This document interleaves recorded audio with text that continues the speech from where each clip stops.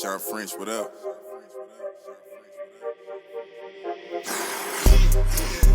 This one luck, I let the pain inspire me. I put my all in everything I'm doing. Up until it's done, I'm me for the entirety. I put in overtime, I be working. Just know I'ma go for mine, cause I earned it. They watching, I know it's time. I confirmed it. A whole society determined. What's going on, everybody? Welcome back. I am your host, Shawn French. This is the Determined Society, and I have with me today a good friend. He's a 9-figure entrepreneur, investor, philanthropist. He is the host of the hit podcast, Unstoppable. He's a master life and business strategist, national speaker. My boy, Stephen Scoggins. What's up, dog? What's up, man? How you doing, bro? Dude, it's great to see your face, man. It's always great to see you, dude. Yeah, absolutely. No, we definitely vibed when you came on the show, and been fast friends ever since. I loved it. Bro, isn't that crazy how that works? It's like I have more, I told you before we recorded, I feel like I'm getting sick. But how many good friends do you have that you've never freaking met? Oh, bro. You know what's crazy about a podcast is you make fast friends with a lot of people you vibe with, right? You have value alignment, goal alignment, dream alignment. Mm-hmm. Yeah, I mean, I would probably say at least 1/3 of the people that I've had on the show have become fast friends. It's nuts we've to been me. over 250 episodes, so that gives you an idea. I know. So you have a lot of friends. Yeah. I think I'm by this time this comes out, so 15, 16, 17, probably 118, somewhere around there. Yeah. But yeah, dude, like I feel like most of my friends that I vibe well with are in this, creator / podcast entrepreneur type space. And here's my I guess my hypothesis is we're all wanting more, right? We're blissfully dissatisfied. Like Ed Milet would say, we are just constantly striving to find more and do more and to make a bigger impact in this world. What is your take on that, man? You know what? I find that people are going through what I call an awakening, more so than I've ever seen in my entire life before. I think society as a whole, or culture as a whole, for the last 20 years has told us that we had to be something we're not. Lawyers need to be painters and painters need to be lawyers. And, we try to fit ourselves in boxes. Our parents said we should do this, we should do that, but we're really called to this. And, I think it seems like it takes almost an entire lifetime to figure out what it is that you're really called to do. Yeah. Right. And I like to start people off a little bit earlier than that, like, kind of figure out, okay, what is it that you're really stinking good at, that you're natural at? And 90% of the time, you don't know what you're great at. You have to have other people that know you well enough to know, like, dude, I know, we use sports analogies for fun. Let's say I could throw a fastball better than anybody else in the country, right? To me, I'm just throwing the ball. To my best buddies, like, you have no idea how really good you are at that you're a natural, right? And I find that that's a skill set that most people don't fully, kind of recognize, which is another reason why I'm big into mentorship groups and masterminds and coaching and strategy sessions and stuff like that, because you have to have a data mining source or emotional data mining source to really figure that stuff out. So to answer your question fully, I think it's because there's a bit of an awakening happening. I think people understand they've been sold a bill of goods. Go to school, go to college, get high levels of debt, try to figure your way out of it, hope for the best. And then 40 years in, you're like, holy crap, where's my life gone? And I'm not happy, fulfilled, or joyful. And again, I think it's all because you don't live the life you were actually meant to live. You're living someone else's life. And again, I think people are just awakening up to that. You got massive leaders doing that and kind of helping us through that journey. That's a really good point, Stephen, because I felt like it really exploded right around, the onset of COVID. And that could have been just because that's when I started my journey. That's when I had my own personal awakening. It's like, wait a second. Like, out of all the dumb things that I've done in my life, I'm still here. If I die from touching my face, I'm going to be pretty pissed off, right? And it just made me think, like, I'm probably not going to die. But, at the same time, am I doing what I want to do? And am I doing what I feel like I'm called to do? Is this my purpose? And is this truly my gift? And so I started doing the podcast, and it was really bad at first, man. Like, it was really, really terrible. And now I get a lot of comments like, dude, like, you are a natural. I'm like, oh, no, I'm not a natural. Like, I can talk. Like, that's what I'm gifted at, Steven. I can talk, right? Talking in relationships, building both conversations and really, truly deep relationships is one of my gifts, right? Those are my gifts. But I didn't realize it would turn into what it's turned into, right? But for me, like, it really did start right around COVID. And for everybody, it starts a little differently. So I'm just more kind of turned on to the fact, like, okay, that was the jump off point, but it might not necessarily be for everybody, right? Because you mentioned the last 20 years, you're seeing it. Yeah. Yeah. I mean, the reality is again, the awakening is a byproduct of understanding your life is meant to be of service, not to be of taking. Right. So if you're going at life trying to take and trying to get as much as you can, hoard as much as you can, maneuver as much as you can, level up as much as you can without the intent of serving someone else or serving a business, serving a community, serving your family. Like, I can't say how much meaning and purpose is driven in service. Yeah. And I feel like that's where the awakenings occur because I'm a big believer that you have to create a legacy that outlives you. And the only way you do that is to become the best version you can of yourself, one, and then share those tactics, those strategies, those lessons, those commonalities, those experiences, that wisdom with other people. And if you do that, you're going to find joy and meaning and purpose and fulfillment. If you don't do that, you're just trying to get the next biggest house, the next nicest car, or what. And look, that I have nice stuff. I'm very blessed. But my grandfather and my first mentor, Steve Mark, told me a long time ago is it's okay to own stuff as long as it doesn't own you. So it's a very small portion of my income, and I try to live that way. So I have more freedom. At the end of the day, people want freedom and fulfillment. And the way you get freedom is by being smart with principles and strategies and techniques, which you have to learn from other people because you cannot learn it in school. Right. I never went to college, so I can't really speak to college, but I don't believe you can learn it in college either. You can't learn life mastery techniques and business mastery strategies from people who have never done it. You have to learn from people that have actually been there, done that, got the t-shirt, got the hat, got the bat, got the kicks, got all of it, and then you can do really well, which is, I know it's a huge part of your journey. You have to have you on the show. It's like, you went through your own awakening. Yeah. Right. Yeah. And I think the biggest thing we can do as light bearers, if you will, people who are trying to bring light to the world, is to incentivize people to go find that awakening for themselves. Stop settling for mediocrity. Start discovering who you really are. Start outlining your gifts. Start really kind of thinking about strategies to amplify those gifts. Look in the marketplace and see, hey, where can I get paid for those gifts? Right? Because then you're serving. You're impacting while earning an income. So now you have fulfillment in the impact. As a byproduct, you're getting income. The next thing you know, this stuff's starting to flow to you. You're not really having to try very hard because it's natural, it's congruent, it's alignment, it's true. And I feel like that's what you're seeing happening right now. I know that's what I'm seeing happen as I'm traveling around the country doing different events and whatnot. Working with other thought leaders and kind of in our sphere and our ecosystem, and they're all doing the same thing. They're all trying to figure out who they can best serve, and they're all creating products, goods, and services with the intent to impact, knowing that if you do that well, a byproduct is creating an income, right? And I see that a lot right now. Yeah, dude. And what's so funny? Like I'm listening to all this, and I fully subscribe to it. And that's the thing. Like we need to make an impact, right, by leveraging our gifts, right? And if we make that impact by leveraging our gifts and we serve others, whether it's a conversation, a coaching program, a trinket, doesn't matter, right? Yeah. Or if you're making the next Gatorade, whatever it is.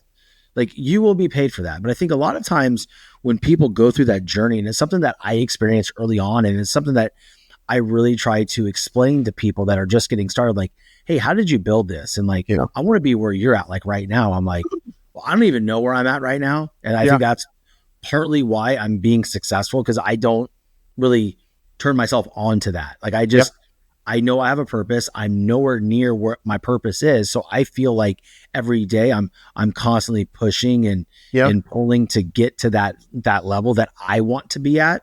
But people really need to understand, it's not just because you find something like that gift that you want to leverage and you can monetize it. Too many people try to go hard right away and just like, okay, well, I'm just going to start doing all this cold outreach. I'm going to build this, this company, and I'm going to start charging people $20,000 for 3 months to do something that I've never done before. And I think that that is a key to what you said. For something, or learn from somebody that's done it before. A good buddy of mine, Sergio, said something on, I think it might've been Threads the other day or Facebook, but you might know Sergio. I don't know if we do or not. He's awesome. That's awesome. I'll send you his profile later. He's just a no bullshit, like really cool dude, man. And he hits people right in between the eyes, and they don't like the feeling of it. And it was like, he sold real estate for a very long time. Right. Yeah. And he did very, very well. He lives in Colorado. And he said, like, dude, if you don't own your own home, you shouldn't be giving advice to renters about buying a house. True. And people they just got pissy over it. I'm like, yo, what's wrong with that? Like, if you're going to come to me and ask me how to build a podcast, right, to be in the top 25 in entrepreneurship, I've done that. I can teach you how to do that. Right. Yeah. Of course, a lot of it is, okay, systems and back end and things like that. Like, what kind of conversations do you really have? Because as we're speaking right now, people are like going, holy shit, this is an authentic conversation. There's no script. Yeah, that's why people listen. Yeah. That's why people listen to our shows, is because it's real. So we can tell them all that, but then you also have to have that voice, that gift, the ability to layer conversation and questions to a point where people go, my God, I got to share that. I got to listen next week, and I got to binge everything that I haven't listened to yet. But it takes time, is my point. And, long story long, that is the point. Like, just because you find something doesn't mean it's going to happen right now. Yeah. It was a lonely 3.5 years, Stephen. For sure. Absolutely. It hurt. Yeah. Well, think about it this way. Like, one of the things, all right, so I told you offline last time after we finished the show, at my show, that I've been recently helping a lot of thought leaders actually monetize, because 98% of them never do. Yep. And as a result, 5 years in, 6 years in, they give up, even though they have a fantastic message that's meaningful, etc. And it dawned on me that one of the reasons that's happened is because they spend a lot of time copycatting other people. Oh, don't get me started. Okay, you're stepping in it now. Keep going. Keep going. So-and-so's funnel works this way, and their marketing works this way, and their podcast is doing this, and their YouTube is doing that, and this is doing this, and this is doing that. And rather than saying, who am I? Who am I called to serve? What problem can I solve for people? What knowledge do I have? What experience do I have? And when you start aligning all those pieces, you get congruence, right? The problem is that's a very uncomfortable process. It's a very uncomfortable process to go inside before you bring anything to the outside, right? It's very uncomfortable. So when I think about it, I'm like, okay, well, how can I help them become more uncomfortable so I can get them congruent? Because uncomfortable activities breed congruent results, right? So if I know that I am, I use a doctor, okay? So I know I'm the best plastic surgeon in the world. I've got the best results, right? Then maybe what I should be teaching people is, this is the 10 things you need to know before you hire a surgeon, or the 3 things you need to think about in your recovery process, or the 8 things you need to think about before you even consider having a surgery, right? Those are things that actually serve the public with a specific skill set in mind. Now, that same surgeon may have had some coaching himself or herself. They may have done some coaching, life coaching and business coaching, right? But where you make money is where you can go deep, right? And if you've only done surface level activities, you can't get deep level income. Yeah, you can't get deep level impact, right? So I don't try to talk. I'm a Jesus guy. I love Jesus to death. There's no harm, no foul. Everybody knows that about me. I don't beat anybody up with it. I respect everybody's love and belief in the whole deal. I'm really stinking good at business. I don't know why. God blessed me with the ability to, as my buddies tell me, Tony Stark it, right? Take things and arrange them where they make sense. And then I'm good at life mastery stuff, because I had to overhaul my entire freaking life. Yeah. Limiting beliefs, poverty mindset, scarcity, all of that stuff, right? And I don't go outside of those boxes. I don't go outside of those boxes because I'm not going to be my friend Ed Milet. I'm not going to be my friend, Marie Ford. I'm not them. Right. They've got their own niche. And another thing I was thinking of too, this is actually really prevalent. I've seen this a lot over the last decade with those that are, I believe they're called to teach.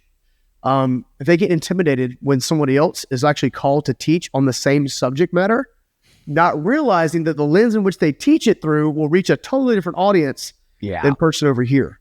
Yeah. I'm a big believer in authenticity and congruence, and anything and everything you can do to get that was going to make everything else like just catapult forward. And, sometimes you have to go through the dark night of the soul. You had to do it. I had to do it. And again, that's an uncomfortable process. It hurts, right? Man. Gosh. So congruence breeds income. It sure does, man. Impact.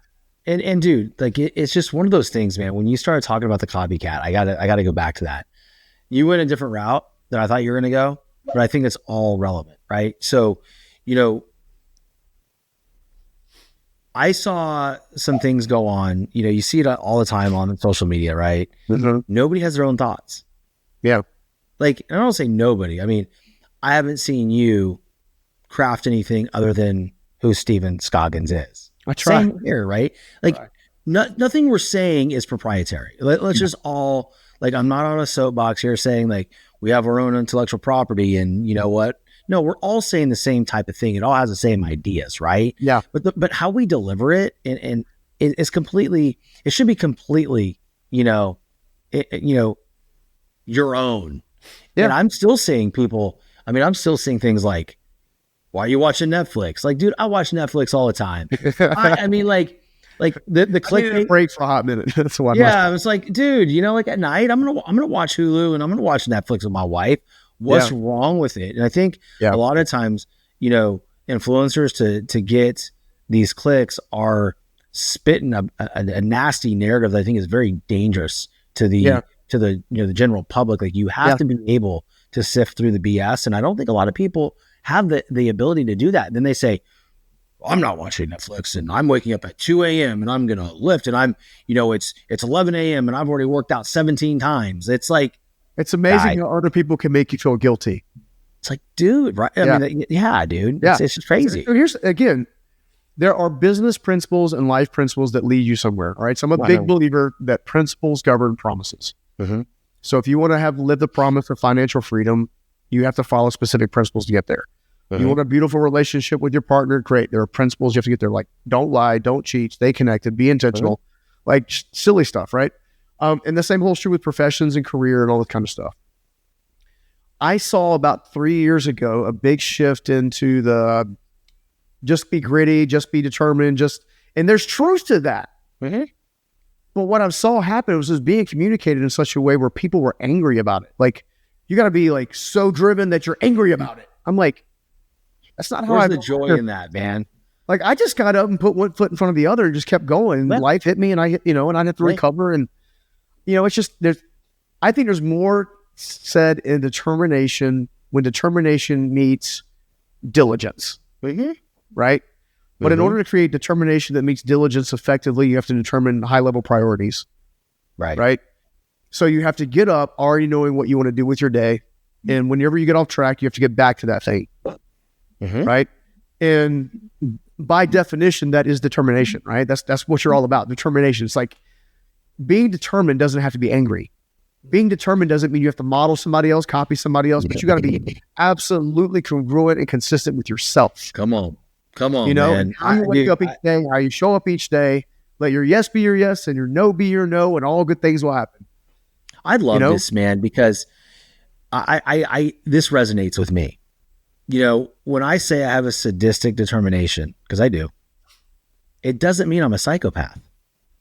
It means I'm going to get up and I'm going to do the show. Like, for instance, dude, all right, let's go a real life scenario right now. I don't feel good. I don't feel good right now. My rhomboids are cramping up. I feel a pit in I feel like this donkey punch in my chest. I'm like, I'm not feeling good. Yeah. But I'm on camera with my boy. Yep. One, because we scheduled it and we're both so darn busy. And if I didn't do this, I wouldn't get to have this great conversation. It'd probably be pushed out like a month and a half. And I'm like, I'm not waiting a month and a half to talk to my boy. But here's the thing, dude. And this is what I want everybody listening to understand. That's determination. It's not as sexy and gritty as people think it is. It's just doing.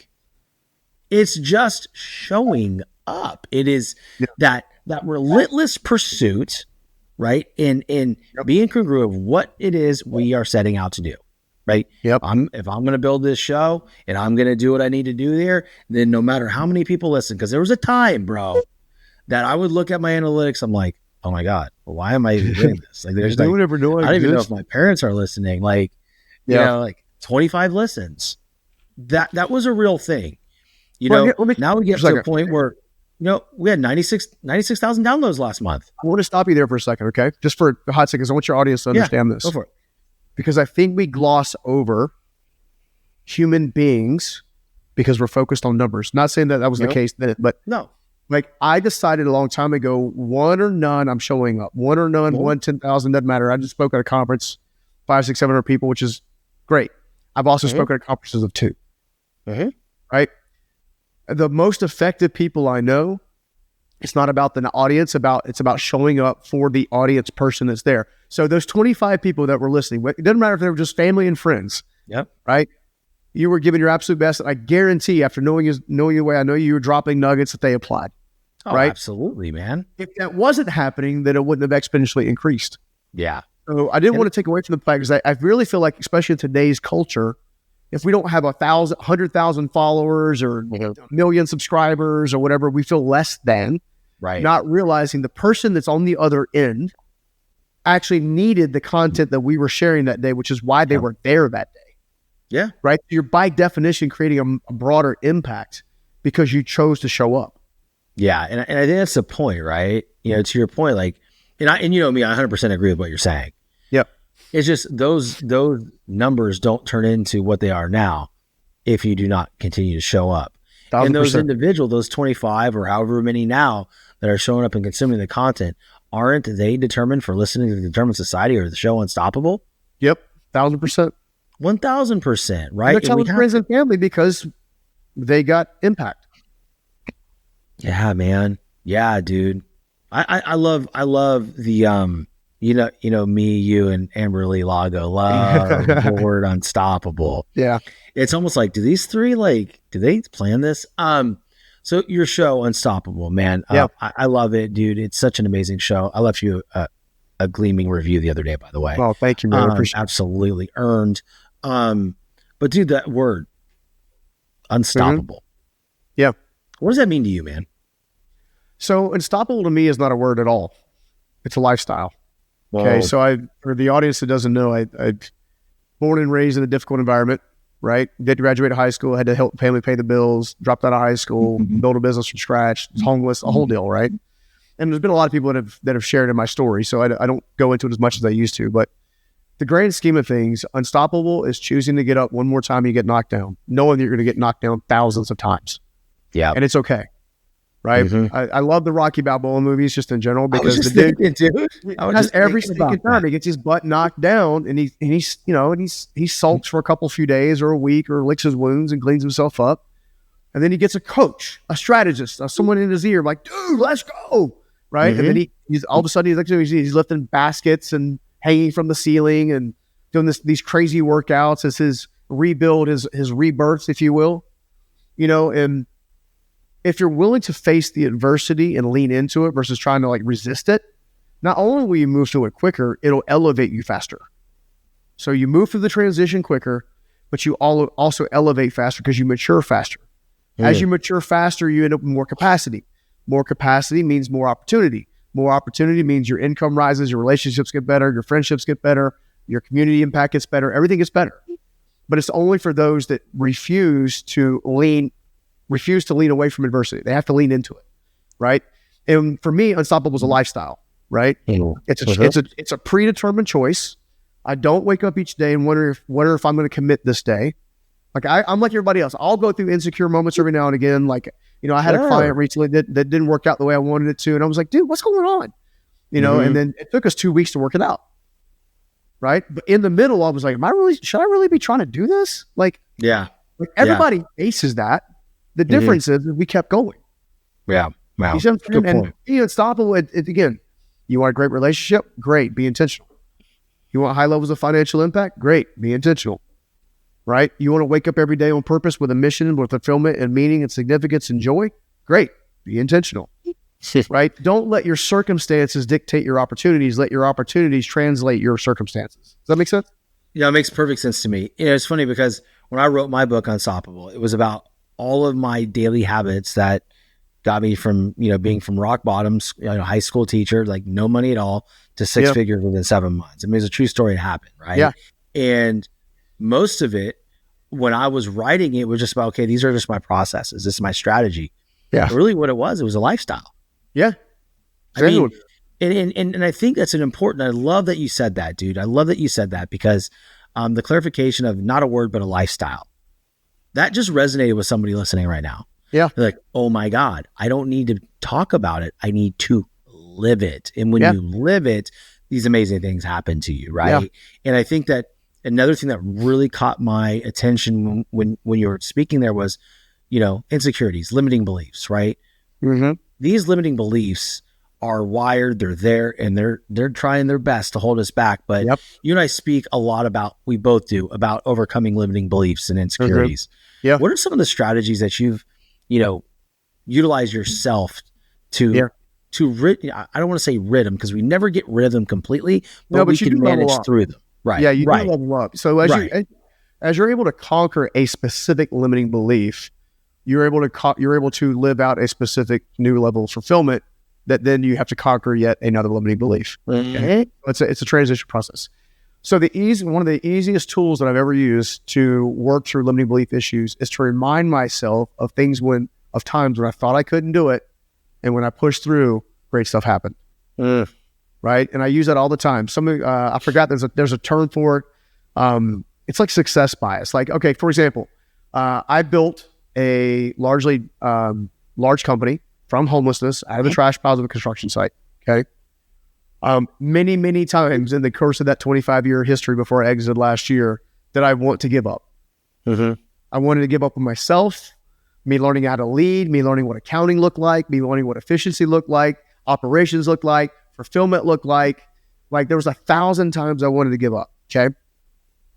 And the reason I say that is because I had to pull from the trash piles a few times and say, you know what, Stephen, you're about to break through the $50 million ceiling. If this is 10 years ago, you're about to break through the $50 million ceiling. And I was like, I can't do it. I've been stuck at 46 million for 2 years. I can't do it. And I literally had to say, you know what? You're the guy that started a construction company from a trash pile, dude, with a hammer and a nail and no freaking money, no credit, nothing. And you made it from 0 to 50 million. With energy, effort, diligence, determination, fight, grit, tenacity, and yes, I made a bazillion mistakes along the way. Okay. I used that in that moment to push me over the $50 million threshold. I went from 50 million to 80 million really quickly after that. Okay. And that's an example of, you have to remind yourself of times when things weren't going the way you wanted them to go, but yet you pushed through. You end up getting the goal or a elevated version of that goal. Because I find that a lot of times we make things worse than they are or better than they are in our mind, right? We don't. Yeah, of course. Yes. Picture, right. So, in my case, many times where I pushed through because of the success principle piece, a lot of times my outcome was greater than I expected, not worse, not less than, greater than. So if you take a time when you thought you were going to give up, and you really look at it, and you really acknowledge, look, I thought I was going to give up. I thought it was going to take me out. I thought the rug was coming out from my legs. I thought I was getting punched in the gut and punched in the face. I pushed through. I continued the battle. I continued the fight. I won the fight. You know what I'm saying? I do. Now you go win the next fight. Going back to Rocky Balboa, it's the same thing, right? He goes and wins the first fight, gets his butt kicked, goes back in the next movie, gets his butt kicked, has to run. Oh, no, I could do this. Like, to me, that's the easiest way and the most effective principle in combating limiting beliefs. It's not necessarily manifestation. It's not necessarily visualization and all that kind of stuff. There's elements of this stuff like that. Of course, that makes sense, and goal setting and vision boards and all this kind of stuff. But will you remind yourself that you're a warrior at heart? Then it's easier to pick up a sword. Southwest Florida is one of the most beautiful places on the planet to live. For those of you that are thinking of moving from other states to come to Florida, or even just moving to a different part of the state, I want you to think of a big, beautiful luxury home. Contact Legacy Luxury Builders. They are a family-owned and operated luxury residential construction company. As a family-owned business, they believe in the power of building not just homes, but legacies. Contact Legacy Luxury Builders. The nightmare of feeling like you'll never measure up, of constant second guessing and self-doubt. It eats away at you and destroys your confidence. I've been there too, feeling like I didn't belong on the field with my teammates, but it doesn't have to stay that way. I used to compare myself to everyone around me. I thought that no matter how hard I worked, I'd never be as good as the other guys. It killed my self-belief. I now help athletes develop an elite mindset so comparison no longer controls them. We teach techniques to cut out the negative self-talk and unlock their full potential. Imagine stepping into the box when it counts the most and feeling totally confident in your ability, feeling invincible instead of insecure, ready to seize the opportunity instead of shrinking from it. That's the mindset I help athletes develop. Don't waste another minute on comparison and self-doubt. take control of your mindset and become the confident, unstoppable competitor you are meant to be. DM or comment below to get started with Edge and transform your mental game. That dude, I mean, those insecurities and those I can't do that, they resurface at multiple times throughout your journey, just as you spoke. Yep. And they're at different levels. I always say new level, new devil, right? Yep. Right now I'm sitting here and, rebranding and relaunching, and of course, no, not everybody knows what's going on behind the scenes, but yeah, dude, I'm scared. Yeah. Like I'm afraid. And, It's good. so we're That's that used to, that's a great thing, right? Yeah. But see, I think people misinterpret fear and being afraid, right? Yeah. So when I feel that fear, like I'm about to be in so deep right now and putting myself and my partners out there in such a way in interviewing a certain level of people in a actual TV show, Hollywood shoot realm. Yeah. Like I can't do that. Yeah. I'm behind a and then I'm thinking, wait a second. You have all these people betting on you, coming at you, bringing this to you. Yeah. Because you can do this. And I go back to yesterday. Yesterday I did my first time ever. I did a cold plunge. Nice. And dude, and I realize by the time this show comes out, it'll be outdated, but whatever. I was scared. I was scared. Yeah. And I sat there, dude. And Stephen, I was like, I'm not doing this. Yeah. And a 17-year-old girl that worked there had to be like, listen, grab your stuff, give me your phone. Mm-hmm. I'm going to film it and you're going right now. Yep. I'm like, no, because it's cold. It's such as it. Yeah. And then she goes, I've already like Googled you. So, why don't you go out there and do exactly what you tell your people that you say, what you coach them to do. Yeah. I was like, thank you for that. Thank you. Thank you. And you're right, because we all get stuck in it. Right. And I went out there and I went 3 minutes, man, 3 minutes. Awesome, dude. And you know what I thought afterwards? Like in the middle of it, I said, wait, this isn't that bad. Yeah. Yeah. That's everything that we're scared of. So for those of you listening, everything that you're anxious of and scared of, right, is not going to be that bad outside of losing someone that you love or your own health or something like that. But do the dang thing. Yeah. And it's not that bad. Well, check this out. So, I'm a big believer of turning anxiety into excitement. Mm-hmm. Okay. The easiest way to turn anxiety into excitement is to turn the I need to, I have to into I get to. Mm-hmm. Right. So this thing you're launching, right? You're one of, I don't know, less than 1% of the people in the world that will ever tackle something like that. Yeah. You get to. Yeah, I know. And dude, I'll tell you off air, you don't even know the half of it yet. It is crazy. And so to your point when for me, I think subconsciously I say I get to, but real time, I'm scared shitless. Okay. Action. Yeah. Move, make that phone call. Yeah. Call that brand, right? Yeah. Read this section of the operating agreement, understand it better, right? All these things that propel me into action, that puts me in that space. Hey, wait a second, I get to do this. This is a blessing, right? But yeah, to your point, there's not a lot of people that have tried this specific model and spent the time to do the diligence to put the team together, put the funding together, put all of it together and make it a reality to begin with. My team, you know what I'm saying? Oh my God, my team, dude. Yeah. Oh, I cannot say enough about these people. I wish I could say it, but I'm talking former NFL, former national champions, top pickleball players in the world, fastest scoring actual real market agency on the planet. Yep. Dude, and they're all athletes. Yeah. this is going to be so exciting. But anyway, so I'm geeking out over it because that's the point, right? It's exciting. And when you try something that nobody else has done, how many people do you know that started a construction business out of a trash pile? I'm the only one that I'm aware of. Yeah, I mean, I'm dude, sure I'm the only one I'm aware of. I mean, I've never heard that story other than yours, right? So it's dude, less than 1%. And we'll check this out. So this is important too. so many people listen to other people once they've earned the credibility, right? Mhm. So the reason people will listen to me now on business and life mastery content in general, is one is I'm sincere, Mhm. 2 I'm congruent, and 3 I have the credibility to back it up. Yeah. Okay, so it also goes back to doing it ugly, just getting it done, doing it not perfect, getting it done. Like Right.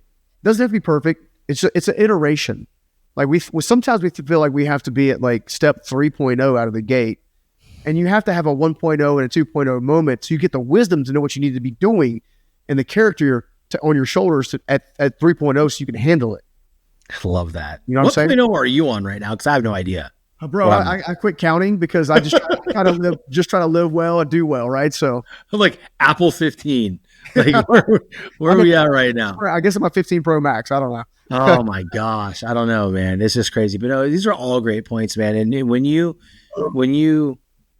lead a life like that, you get to do really cool things, right? You did something recently that you told me about. You got to ride on a Blackhawk, dude. Talk to the audience about that. Like, it's one of very few operating Blackhawks, like still. As far as I know, there's only one in existence is publicly operated. Wow. And it's owned by a gentleman I just met, a phenomenal human being. I met him at one of the events with Tony and Dane, and really cool experience. He's also a good friend of Randy Garnes, who's really super close to me. And yeah, I was invited to join him on the Blackhawk. And while I wish I could tell you everything that happened, because you can't on it, it was an exceptional piece. That's really cool, man. Yeah, it was really cool. We took it back from Arizona all the way back to Utah, where I'm living now, and it was a once in a lifetime experience. Like I don't know if I'll get. I mean, obviously I'm connected to everybody, which is great, but I don't know when I'll get to do that again.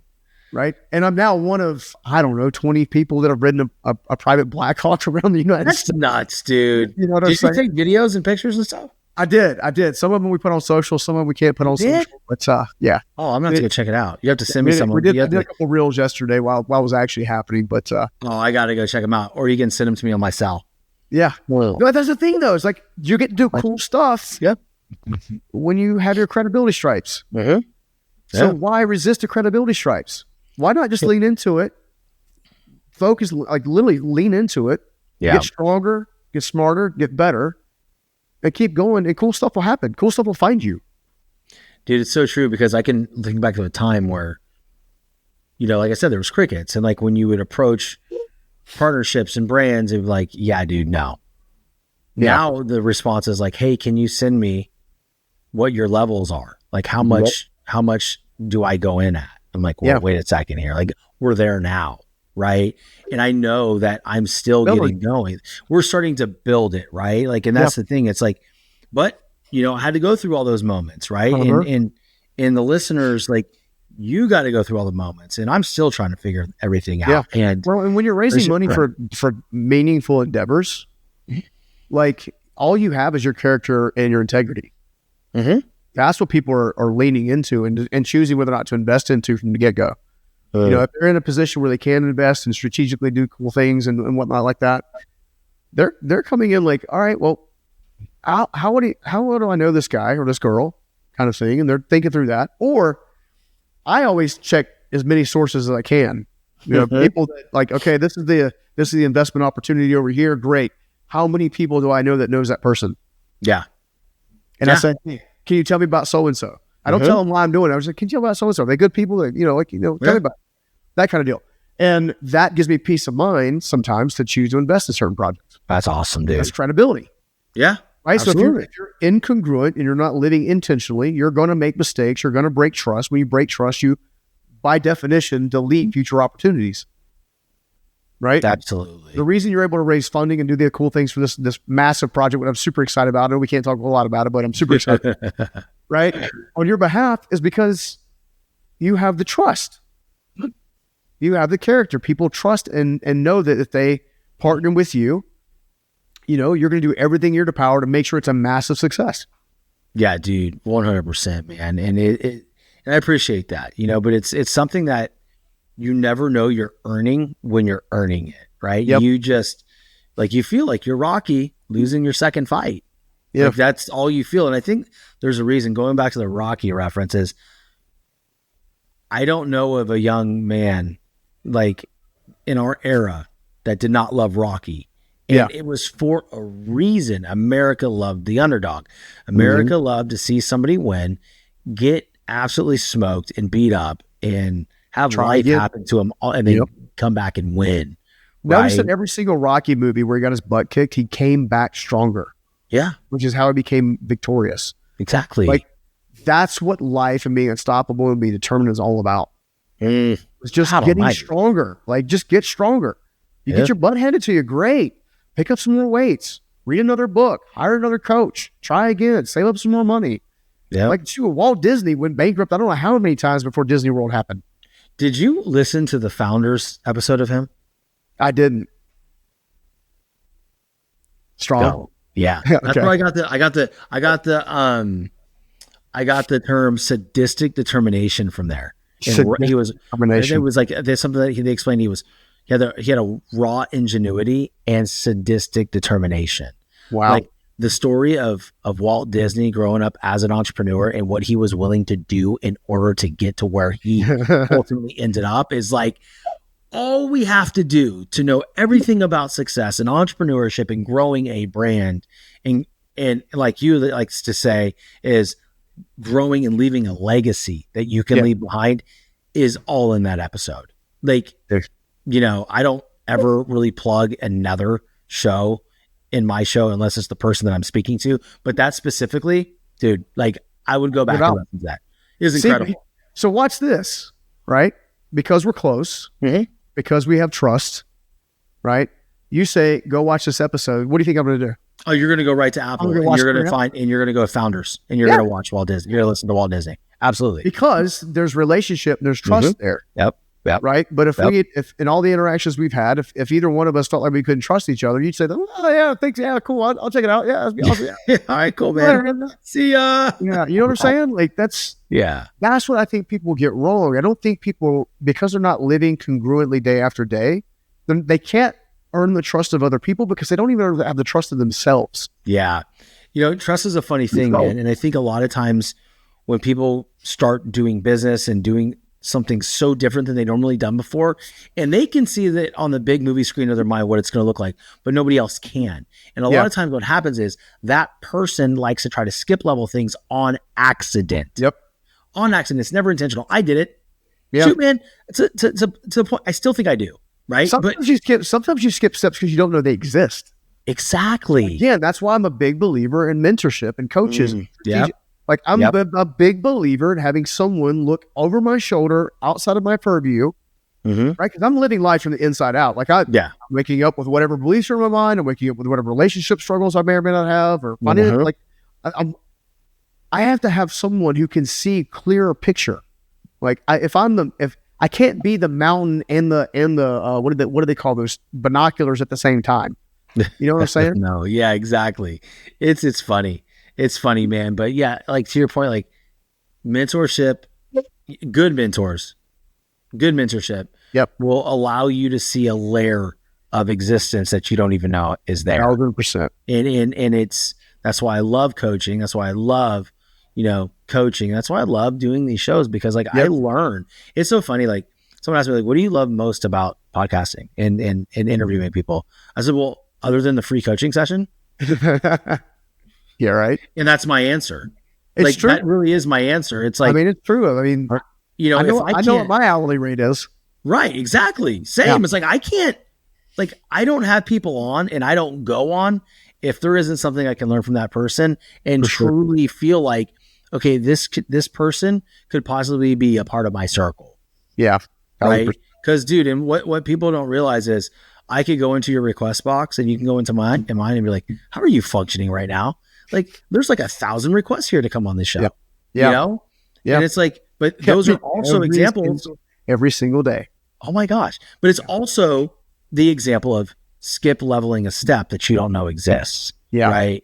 And I just think it's important for me and you and, all of our peeps to be like, they don't know any better. They're trying to get there, man. We were there, and there's still shows I'm trying to get on, obviously, right? But it'll happen. But I don't know, man. I just being consistent. Yeah, man. And putting in the reps. People really underestimate putting in the reps. Let's say you want to build a big business, you want to build a big show, big podcast, whatever. Just humor me for a second.